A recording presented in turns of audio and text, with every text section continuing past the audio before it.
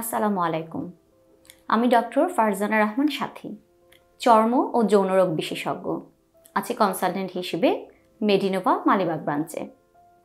আজকে আমরা কথা বলবো খুব চিরাচরিত পরিচিত একটি রোগ নিয়ে, যেটি খুব অবহেলার শিকার হয়ে আছে এবং আমরা বাংলাদেশের প্রতিটি মানুষ বছরের কোনো না কোনো সময় বা কখনো আক্রান্ত হইনি এটা কেউ বলতেই পারবো না।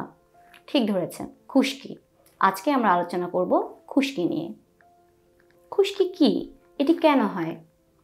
মাথার ত্বকের উপরিভাগের যে লেয়ার আছে সেখান থেকে কিছু সাদা সাদা চামড়া উঠে আসে, এটিই খুশকি হিসেবে আমরা জেনে থাকি। কিন্তু এটি কেন হয় এটি কি আমরা জানি? এটি হয় একটি ফাঙ্গাস অথবা ইস্ট দিয়ে। মেলাসেজিয়া ফারফার নামে একটি ফাঙ্গাস রয়েছে, যেই ফাঙ্গাসটি আমাদের মাথার উপরিভাগে এসে কিছু জিনিস প্রডিউস করে। তার মধ্যে একটি হচ্ছে অলিক অ্যাসিড। এই জিনিসটি মাথার উপরিভাগের যে লেয়ার আছে, একদম ত্বকের যে উপরের লেয়ার, যাকে আমরা স্ট্র্যাটাম কর্নিয়াম বলি, সেটিকে লাইসিস করে, মানে ভেঙে দেয়। যে কারণে ত্বকের যে উপরিভাগের চামড়াটি আছে, যেটিকে আমরা মরা কোষ বলি, সেটি খুব ঘন ঘন উঠে আসে। এটিই হচ্ছে খুশকি। খুশকির লক্ষণ কি? কিভাবে আমরা বুঝবো যে আমরা খুশকিতে আক্রান্ত? আমরা সবাই ধারণা করি যে সাদা সাদা চামড়াই বুঝি খুশকি, আর সম্ভবত কিছু হচ্ছে না। তা কিন্তু নয়। যখন আপনি অবহেলা করবেন এই খুশকি নিয়ে, পরবর্তীতে এটি হবে চুলকানি এবং ছোট ছোট গোটা বা দানাও কিন্তু আসতে পারে। খুশকি কোথায় কোথায় হয়? অনেকের ধারণা শুধু মাথায় সম্ভবত খুশকি হয়। এটি একটি ভ্রান্ত ধারণা।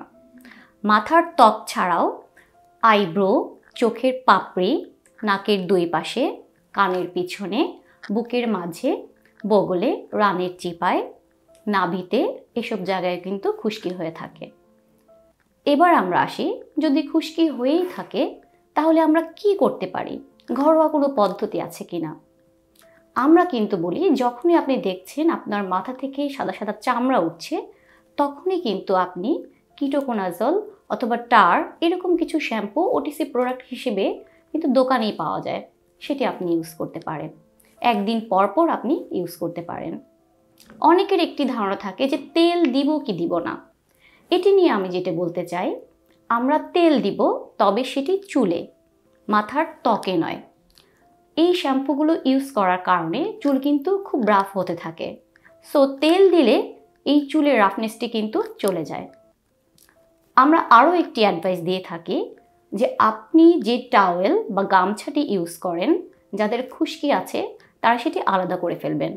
পরিবারের অন্য সদস্যদের সেটি ইউজ করতে দিবেন না। এবার আসি, যদি খুশকি খুব ভয়াবহ আকার ধারণ করে তখন আপনি কি করবেন? তখন কিন্তু বাসায় বসে থেকে শুধু শ্যাম্পু ইউজ করলে চলবে না। তখন আপনি যোগাযোগ করবেন আপনার নিকটস্থ চর্ম ও যৌনরোগ বিশেষজ্ঞের সাথে। এখন কিন্তু বাংলাদেশেই অনেক উন্নত ধরনের চিকিৎসা রয়েছে। কিছু স্কাল্প লোশন আছে, কিছু স্টেরয়েড অথবা anti fungal cream, lotion based অনেক মলম কিন্তু এখন আছে। শ্যাম্পু আছে, যেটা আমি প্রথমেই বললাম। আরও কিছু মুখে খাওয়ার অ্যান্টি ফাঙ্গাল, স্টেরয়েড, অ্যান্টিহিস্টামিন রয়েছে, যেগুলো আমরা খুব সচরাচর ইউজ করে থাকি।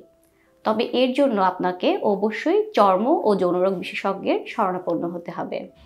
তাই খুশকিকে অবহেলা নয়, মাথাকে খুশকিমুক্ত রাখুন। ধন্যবাদ।